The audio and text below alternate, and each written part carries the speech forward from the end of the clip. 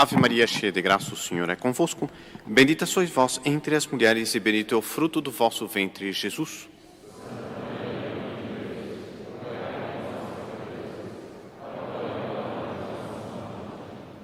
Sentem-se, por favor.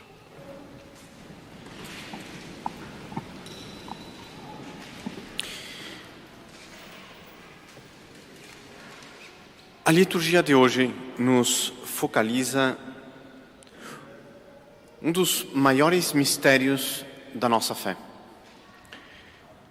É algo propriamente incompreensível para a nossa mente limitada, a nossa mente presa ao tempo, presa à matéria.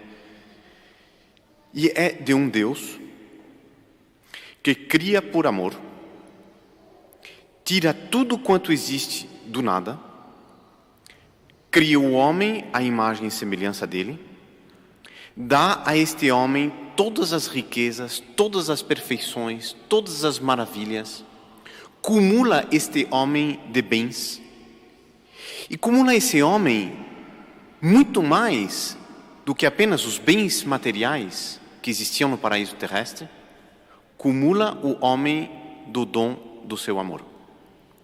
Dá para esse homem tudo. Dá tudo quanto um pai todo-poderoso, um pai que tudo possui, que tudo conhece, tudo quanto esse pai pode ter, ele dá em herança ao homem. Isto no início do Gênesis, depois de ter criado o homem, Deus diz ao homem que disponha de todos os bens da terra e que tudo era entregue nas suas mãos. Esses bens, naturalmente, não eram entregues ao homem apenas, melhor dito, não eram entregues para o egoísmo do homem. O homem era constituído ali administrador dos bens de Deus, dos bens materiais, não dos bens invisíveis. No credo nós rezamos que nós cremos em Deus, Criador das coisas visíveis e invisíveis. Ao homem correspondia a governar as coisas visíveis, as coisas da terra. Este homem, entretanto, é infiel, este homem é ingrato, este homem se revolta contra Deus, este homem peca. E pecando, ele se afasta de Deus, se estabelece em inimizade contra Deus e recebe a maldição de Deus. Ele é expulso do paraíso. A partir desse momento, é difícil para nós, que já nascemos nesta terra, conceber quais seriam as maravilhas do paraíso terrestre. Não haveria doenças, não haveria fome, não haveriam necessidades físicas, não haveria a morte. Não haveria a morte, o homem seria imortal. Mas ainda, o homem tinha uma integridade interior, ele não teria uma lei dos sentidos, a lei das paixões, em constante luta contra a lei do Espírito, contra a lei da santidade. Tudo isso o homem perdeu. E aquele mesmo contra quem o homem se erige em inimigo, que é Deus, este depois vai se encarnar. Vai se encarnar para salvar o homem. De que forma? Da pior forma possível. Ele vai se encarnar em Belém, numa gruta.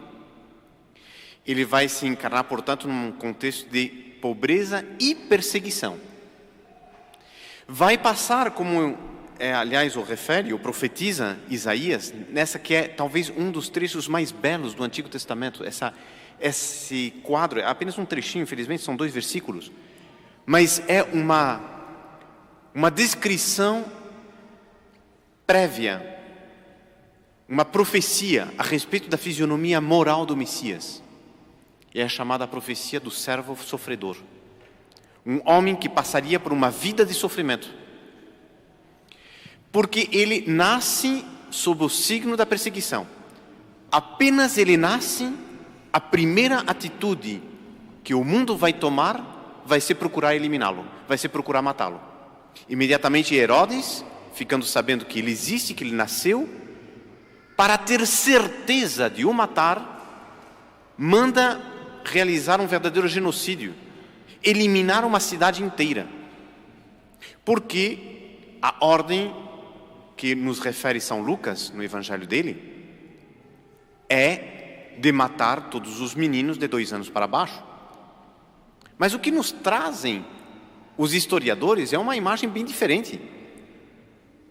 Para ter certeza de que ninguém escaparia a esta ordem, por causa de uma série de brigas étnicas, familiares, etc., diferentes pretendentes ao trono, porque Belém era a cidade de Davi, então brigas já antigas de famílias contra outras, foi um morticínio e morreu gente de todas as idades naquela matança. E a casa de Davi foi dizimada. Assim já nasce nosso Senhor Jesus Cristo, marcado pela perseguição, marcado pelo sangue, marcado pelo martírio. Depois, então, por isso ele foge ao Egito e começa uma vida de lutas e de sofrimentos. Por isso, diz aqui Isaías, por esta vida de sofrimento alcançará a luz e uma ciência perfeita. O que é que nosso Senhor Jesus Cristo faz através dessa vida de sofrimento? Ele paga o preço da nossa redenção. Ele paga o preço do nosso resgate. Nos arranca as mãos do demônio, vence o demônio. Há uns dias atrás, a liturgia trazia esse trecho, essa parábola de Nosso Senhor, de uma casa que é tomada por um ladrão, mas chega depois outro mais forte do que ele, despoja o ladrão, reparte tudo que ele tinha roubado, arranca a armadura, expulsa o ladrão. Isto vem fazer Nosso Senhor Jesus Cristo com o demônio. O demônio, com o pecado original, se tinha apossado da humanidade. Nosso Senhor Jesus Cristo quebra o poder do demônio, vence o pecado, vence esta morte que é pior do que a morte física, que é a morte eterna, a morte do espírito, a morte da alma, a condenação eterna. E nosso Senhor Jesus Cristo, para isso, não vai apenas passar por uma vida inteira de sofrimento, ele vai querer consumar o seu holocausto. O que é o holocausto? O que quer dizer o holocausto? O holocausto era um tipo de sacrifício na época do povo judeu, que era muito concreto. Existiam os sacrifícios pacíficos, as oferendas de paz, etc, etc. E existia o holocausto. O holocausto era um tipo de sacrifício onde se tomava a vítima, um bezerro, um cabrito, uma ovelha, tinha que ser perfeito, não podia ter mancha nenhuma, não podia ter defeito nenhum, não podia ser cego, coxo, nada. Pegavam esse animal, colocavam sobre o altar, imolavam, depois recolhiam o sangue, etc. Tinham todo um ritual, toda uma preparação de cerimonial para oferecer a Deus essa vítima. No final, a vítima era queimada.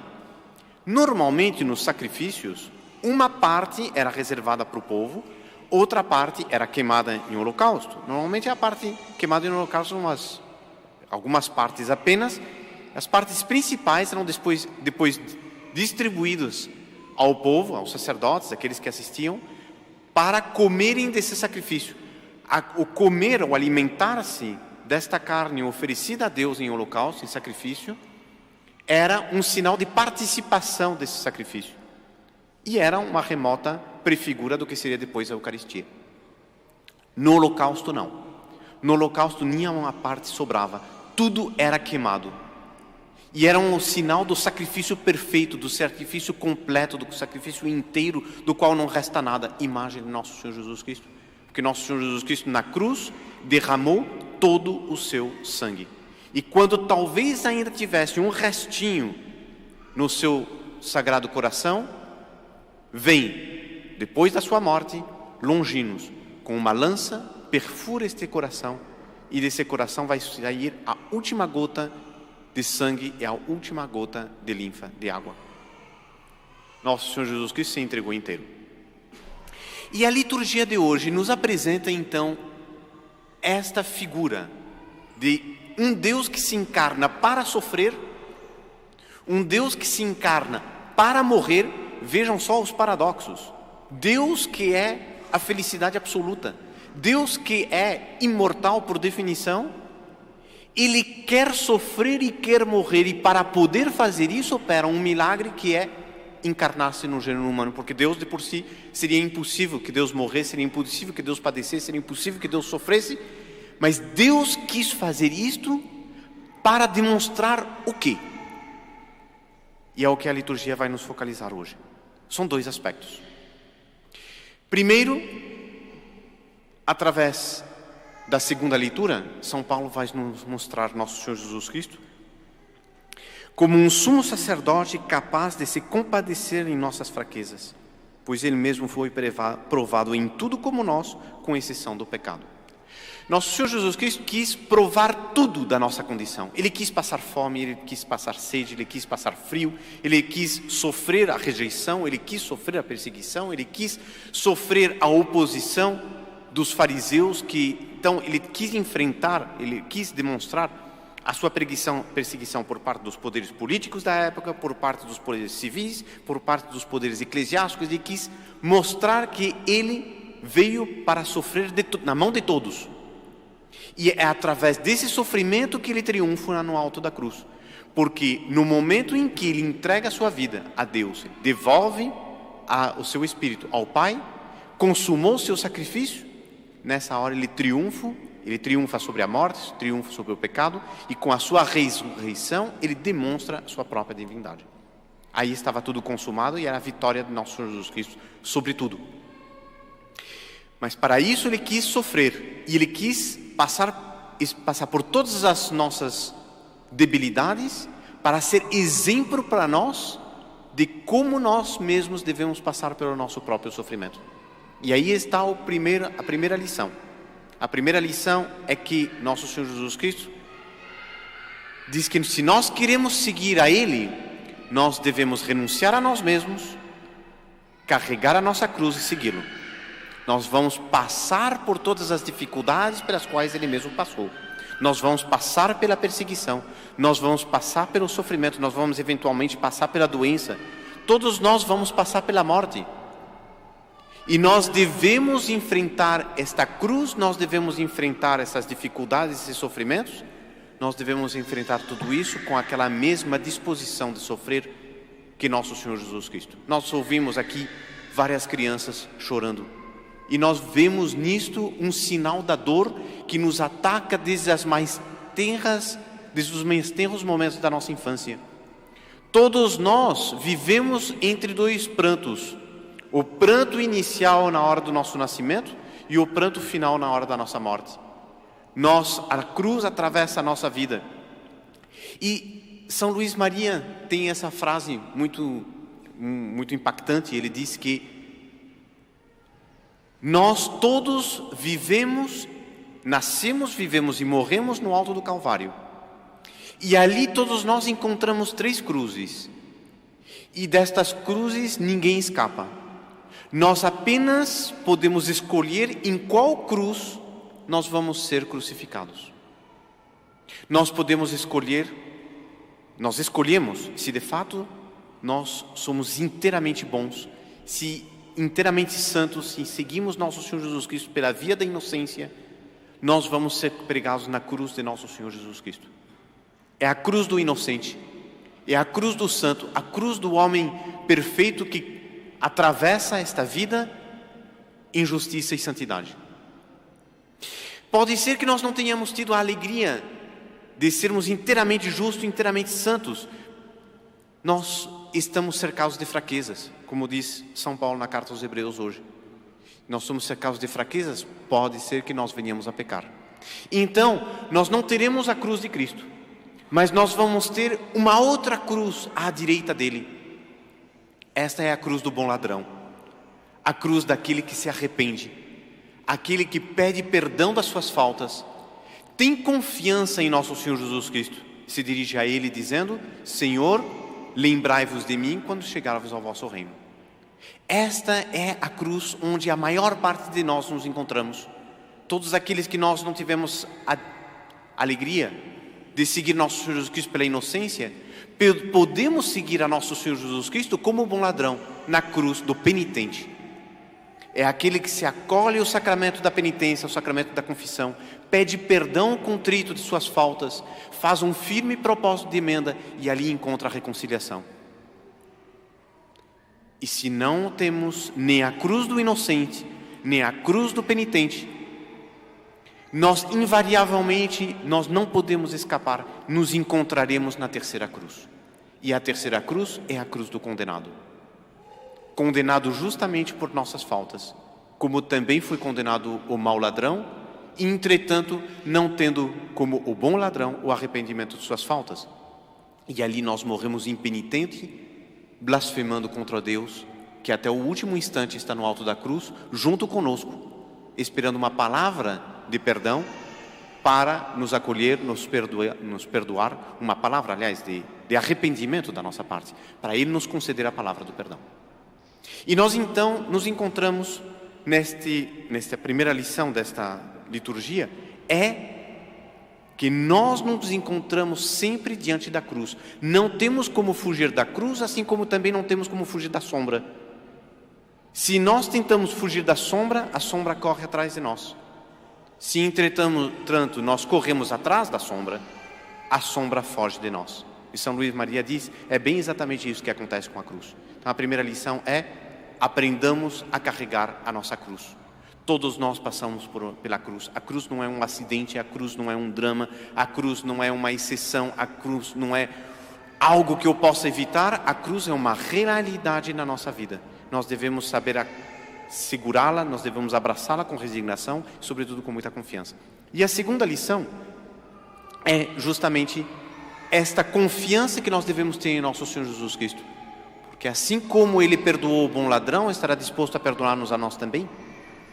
E se Ele se encarnou, como nós dizíamos no início, com tantos requintes de amor, com tanto requinte de demonstração de afeto, a tal ponto que Ele vai dizer no Evangelho de São João, Ele vai dizer exatamente isto, que não há nenhuma melhor forma de demonstrar o amor por outro do que aceitar de sofrer e entregar a própria vida pelo outro.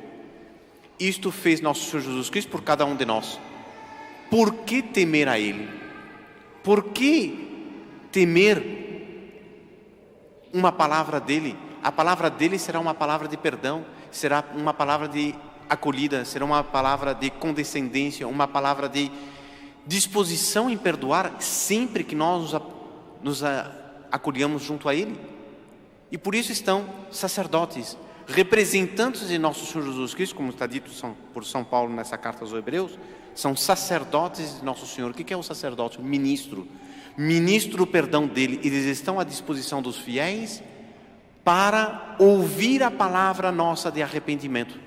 Ouvir esta palavra por onde nós, reconhecendo nossas culpas, contritos, nos acolhemos à misericórdia de Deus pedindo perdão. É uma palavra de um padre da igreja muito bonito que diz isto, que o sacramento da penitência, o sacramento da confissão, é um juízo.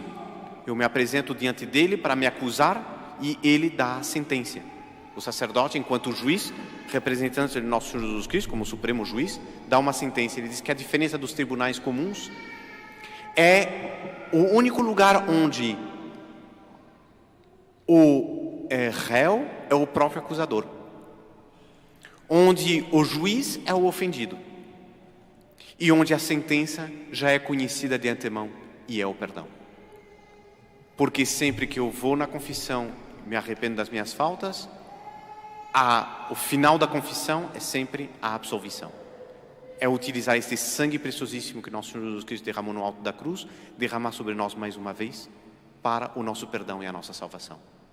Então saibamos pedir a Nossa Senhora que ela nos ajude a termos esta confiança ilimitada, absoluta em nosso Senhor Jesus Cristo, que veio para nos salvar, veio para nos redimir, e está à espera de uma palavra nossa de arrependimento para nos conceder o seu perdão. Saibamos confiar nele. Nas piores circunstâncias da vida em que nos encontramos, por mais terríveis que sejam os acontecimentos que sacodam o nosso mundo pecador, nosso mundo infiel, nosso mundo prevaricador, nosso mundo tantas vezes infame, tantas vezes carregado de crimes, nós mesmos quantas vezes carregados de crimes também, saibamos pedir perdão a Deus. Saibamos que Ele está à espera de uma palavra nossa a qualquer momento. Saibamos pedir, reconhecer as nossas culpas, pedir perdão com sinceridade e recebemos dele esta absolvição. Louvado seja nosso Senhor Jesus Cristo.